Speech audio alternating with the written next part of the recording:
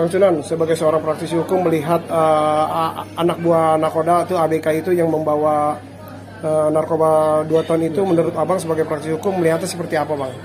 Ya, pertama-tama saya ikut prihatin ya atas putusan hukuman mati yang diterima oleh ABK kapal yang dia juga baru bekerja, dia tidak tahu muatannya seperti apa, jauhlah dari kata-kata bahwa dia turut serta menyelundupkan atau menjual barang haram tersebut. Dan saya di kesempatan ini ingin mengapresiasi Ketua Komisi 3 DPR RI bidang hukum, yaitu Bang Habibur Rahman, yang dimana beliau secara tegas ya menyampaikan penolakannya terhadap putusan hukuman mati terhadap ABK kapal yang terkena musibah ya. Saya bilang kena musibah karena memang dia tidak ada mens rea atau tidak ada niatan ya, dia tidak menikmati uang dari hasil penjualan itu. Dia hanya orang yang bekerja di kapal tersebut, yang kebetulan kapal tersebut memuat 2 ton ya berupa narkoba.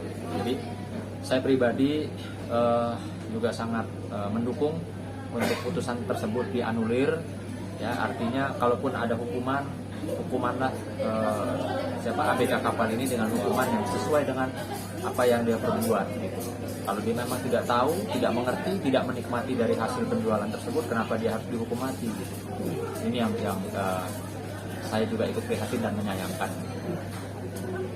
Bang, berarti berkaca dari kasus yang terjadi seperti ini, bisa dibilang apakah Indonesia dalam keadaan darurat narkoba sehingga akhirnya Indonesia menjadi lahan basah untuk beredar narkoba itu sendiri? Sebenarnya dari berapa tahun lalu sudah jelas ya, barang-barang narkoba itu masuk dari luar negeri ya, dari perairan terutama. Nah, saya juga pernah menangani satu kasus di mana ada seorang ibu-ibu ya, saya katakan ibu-ibu sudah tua bekerja di salah satu rumah, yang dimana dia menerima paket untuk majikannya yang ternyata begitu dibuka isinya narkoba sebesar 1 kilo pada saat itu.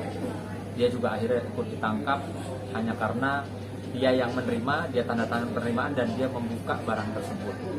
Gitu loh.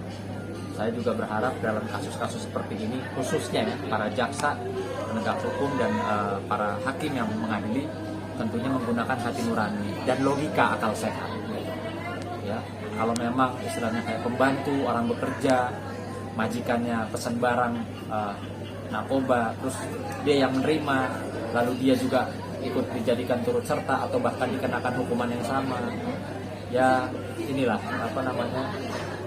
coba gunakan hati nurani dan akal logika ya, karena hukum itu tidak terlepas dari logika dan bagaimana kita bisa betul-betul mau peduli melihat ini benang merahnya gimana sih, apa sih peran sebenarnya. Oke Bang, Abang melihat hukum di Indonesia ini sebenarnya seperti apa sih Bang? Kalau tidak viral, no justice no viral, mungkin tidak akan bisa ditolong ini ABK ini. Jadi memang saya sayangkan, ini kan negara hukum ya, tapi karena hukumnya kadang salah penerapan, kadang hukumnya juga salah tidak tepat lah ya, akhirnya harus menjadi viral. Sebenarnya nih negara kita negara hukum, bukan negara viral. Tapi ada istilah kalau nggak viral nggak rame, kalau nggak viral nggak jadi atensi, kalau nggak jadi atensi ya bisa sembarangan jatuhnya hukum. Ini yang sangat saya sayangkan nih. Harusnya dengan adanya hukum, terutama dengan undang-undang KUHP, bisa memperbaiki hukum di Indonesia. Oke.